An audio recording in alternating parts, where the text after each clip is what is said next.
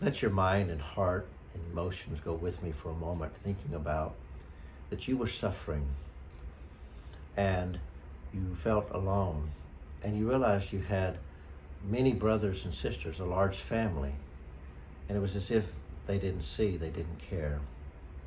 Often those that are experiencing persecution, this is what it is like. And as many of you are aware, one of the key ministries of Compassion Hope Foundation is to minister to the persecuted church in Southeast Asia. Just 3 or 4 weeks ago, a young birthing church, less than a year old, sort of a secret gathering that wasn't secret, 43 people gathered and had been gathering, mothers, babies, children, men.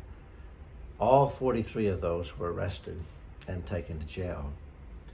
Within a matter of a week or so, finally they released these poor children and these babies and the mothers. But even today now, 14 of the key leaders, men and a couple of sisters, are still imprisoned.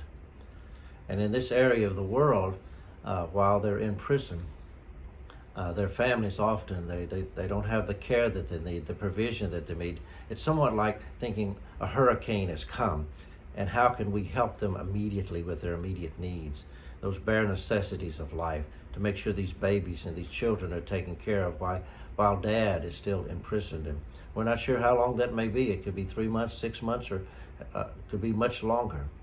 At Compassion and Hope, one of the things we do is when we hear of stories like this, we have a means by which immediately to get funding to them, to get them the rice that they need, the bare necessities that they would need to survive in these kinds of situations.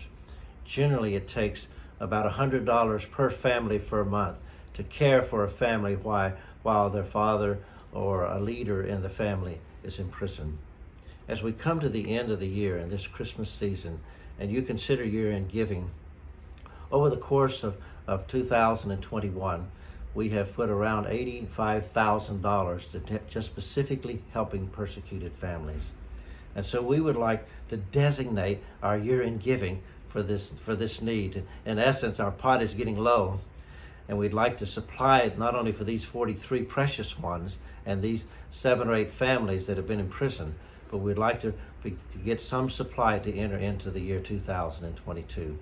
So would you, as you're considering this time of Christmas, when it's a time of giving, and where God in his generosity and his mercy and his grace gave himself, his own son, to die on Calvary, and we're moved to give also, would you consider a year-end gift to Compassion and Hope Foundation? And the purpose of that gift would be to help these 43 precious brothers and sisters that are our family, that are hurting right now. We need to let them know they're not alone. God sees them, and we see them, and we need to come more than just with our prayers. We need to come with our hands and feet and say, here is water, here is rice, here's food, here is provision. What a wonderful, I think, way to express and use and steward the funds that God's given us in a year-end gift by helping the persecuted church, the body of Christ, and other parts of the world. You'll see on the screen there just a link to our website. We're asking God to give us $25,000 to $30,000 in year-end to this need. May God supply, may God speak to hearts, and may God bless you. And especially want you to know that we are grateful here at Compassion and Hope for the way you love us and the way you pray and the way you give.